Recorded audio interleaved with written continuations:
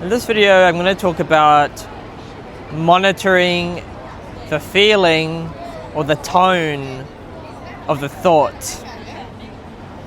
So we're here, we're thinking, thoughts are arising, and now we are observing the thoughts.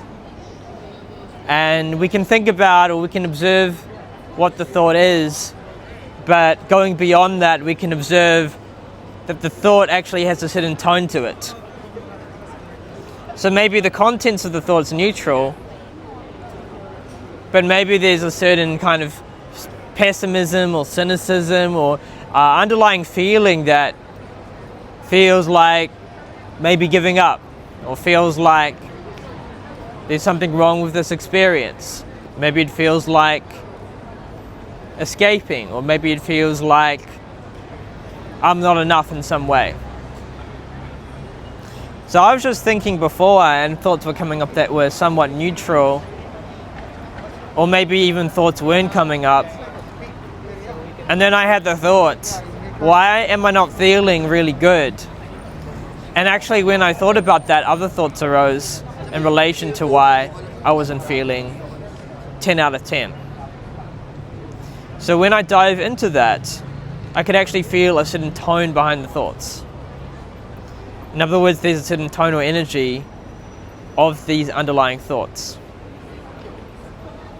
I then switched to radically changing my thoughts and just thinking, this is awesome, everything that happens is awesome, and I use that to kind of boost my state or boost the energy that was kind of being created.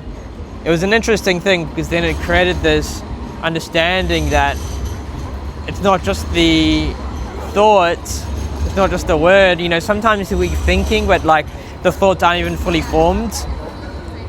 So then it's really beyond the surface level of the thought, and it's really into the subconscious kind of intention, the subconscious kind of attitude of thought behind that.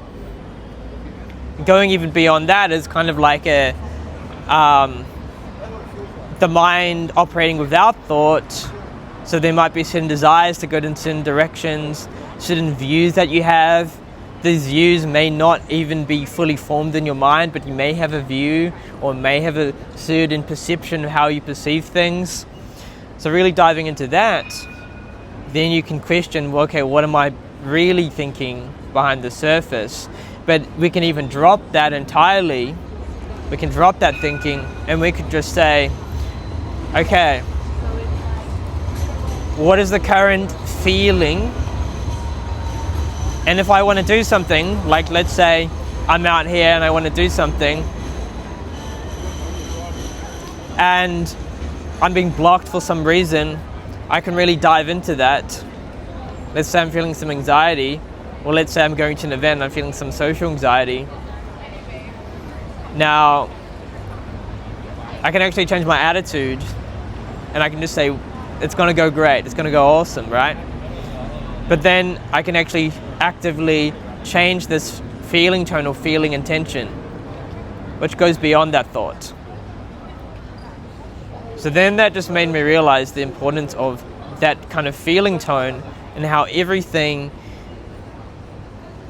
around us, or every thought, it kind of has this feeling tone comprised with it or packaged with it.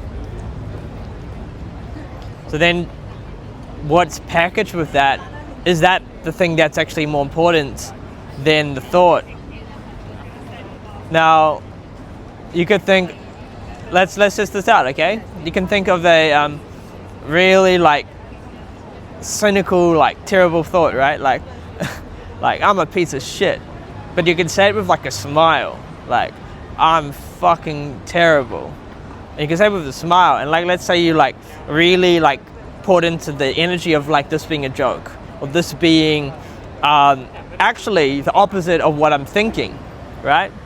So you can see how, okay, now the thought, even though it's like a negative thought, it has this like really uplifting kind of intention to it, or like, you know, the word like effing, right?